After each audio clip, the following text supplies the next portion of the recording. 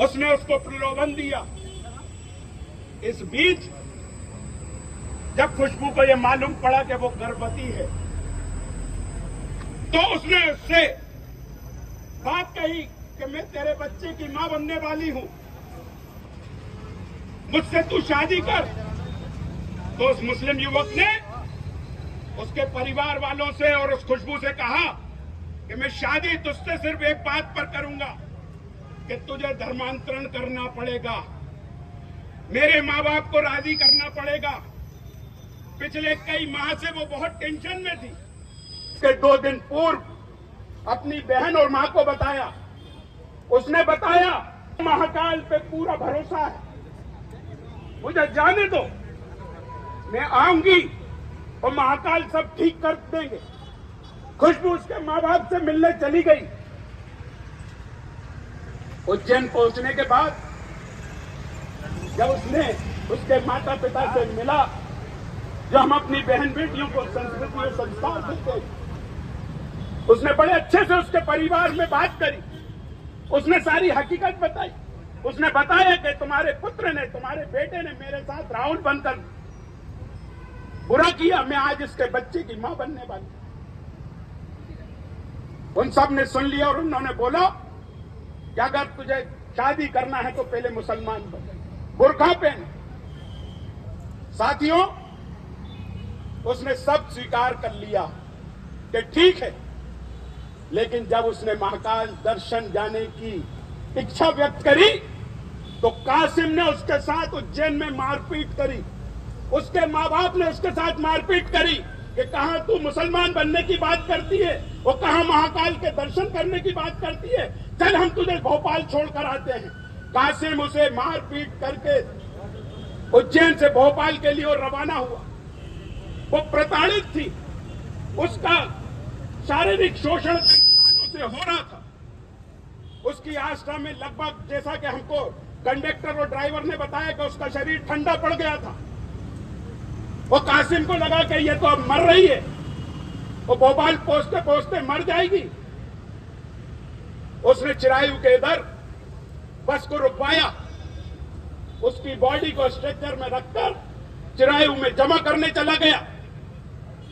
साथियों, मैं धन्यवाद देना चाहता हूं भोपाल के हिंदू संगठन के युवकों को, जिनकी जागरूकता से और मध्य प्रदेश भोपाल की पुलिस की तत्परता से वो कासिम चिरायू से भाग नहीं पाया और हमारे हिंदू युवक के संगठन के युवकों ने और पुलिस ने उसको वहीं गिरफ्तार कर लिया।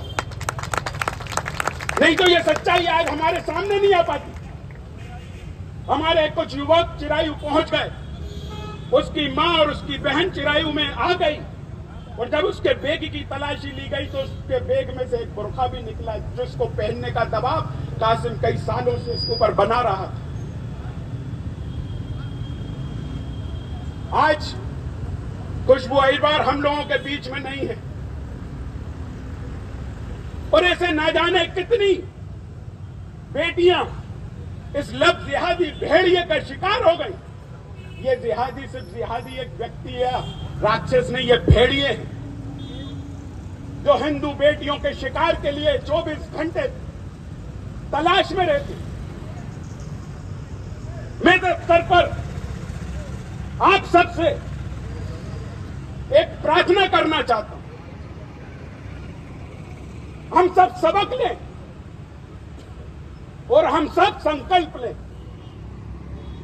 कि आज जिस प्रकार से सकल हिंदू समाज यहां बैठा हुआ, किसी ने इस बात की चिंता नहीं करी कि वो अहिरवार की बेटी थी, या वो सुदर्शन समाज की बेटी थी, या वाल्मीकि समाज की बेटी थी, अग्रवाल की थी, सिंधी की थी, पंजाबी की थी, ब्राह्मण की थी, सोनी की थी।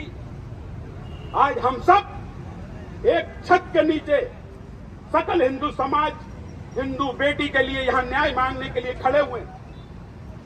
मैं आप सबसे ये संकल्प चाहता हूं कि आज के बाद हम सब हमारे बीच में ये जो जाति और समाज का जो बंधन हमने बांध रखा, इसको तोड़ दें। हम सब हिंदू हैं, और अगर हम ये जीवन भर सोचते रहे कि आप जैन हैं, मैं ब्राह्मण हूं, वो अग्रवाल है, वो सोनी है, वो पंजाबी है, तो ये आप हम सब सोचते रहो या आप हम सब समझते रहो उन जिहादियों के लिए तो सिर्फ और सिर्फ तुम काफिर हो, काफिर।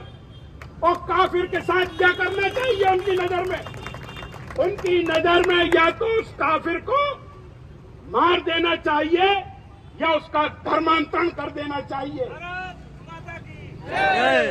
पहलगाम की घटना हुए कुछ ही माह हुए हैं जब आतंकवादियों ने नरसंहार किया तो उन्होंने किसी की जाति या समाज नहीं पूछी, तुम हिंदू हो या नहीं हो, और अगर हिंदू हो तो मरो क्योंकि तुम काफिर हो। हम सब उनकी नजर में काफिर हैं। अगर हम जब तक हिंदू नहीं होंगे, बाबा योगीनाथ जी कहते हैं यूपी में कि एक है तो सेफ है,